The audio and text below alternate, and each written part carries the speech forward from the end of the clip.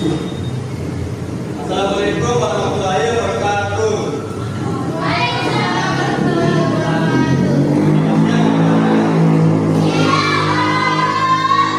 Hari ini kita akan belajar tentang teks lisan, ciri-ciri teks lisan, tentang proses kerja dan nilai-nilai dalam teks.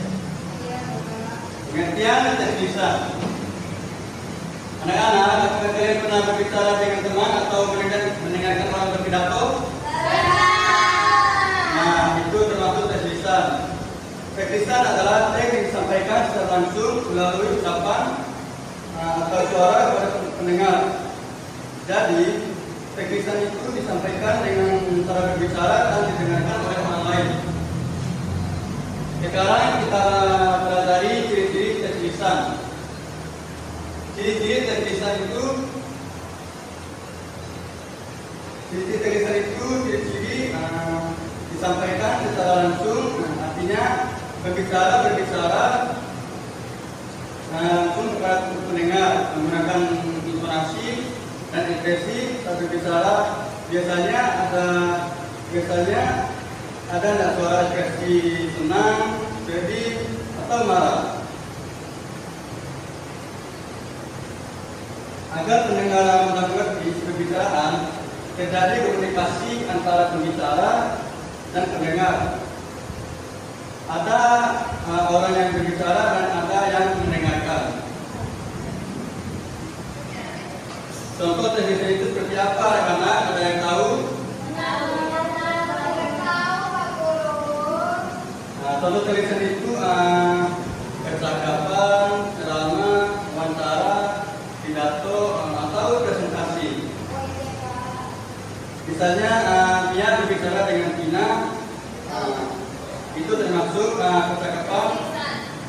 Ya, kita sekali.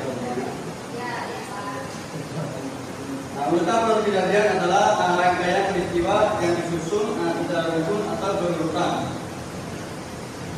Contohnya seperti bangun tidur, mandi, sarapan, atau berangkat sekolah.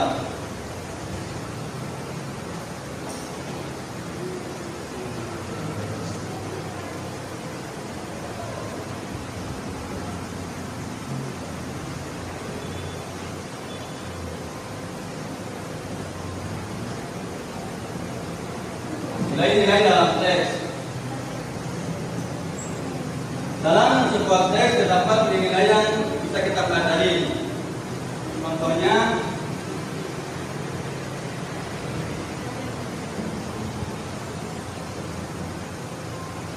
nilai moral. Nilai moral itu tolong menolong dan bekerjasama.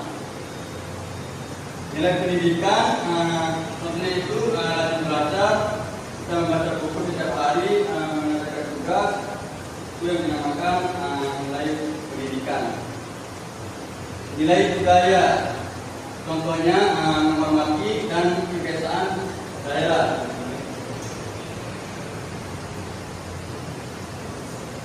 Baik anak-anak, hari ini kita sudahi tentang pengertian teks lisan, ciri-ciri teks lisan, contoh teks lisan, tentang persidangan dan nilai-nilai dalam teks.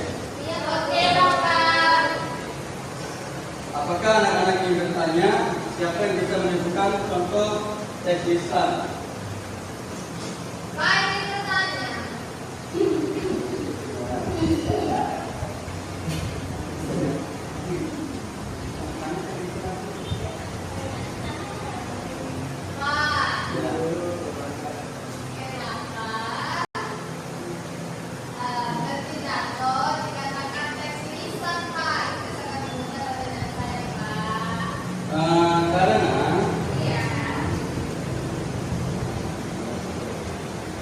Karena misalnya kalian berbicara dengan teman, itu termasuk percakapan. Tapi kan berpidato belum berbicara sama teman, kan gini Mia. Kan kita lagi berbicara secara langsung di depan audiens, makanya dikatakan teks lisan. Bisa sekali pemirsa.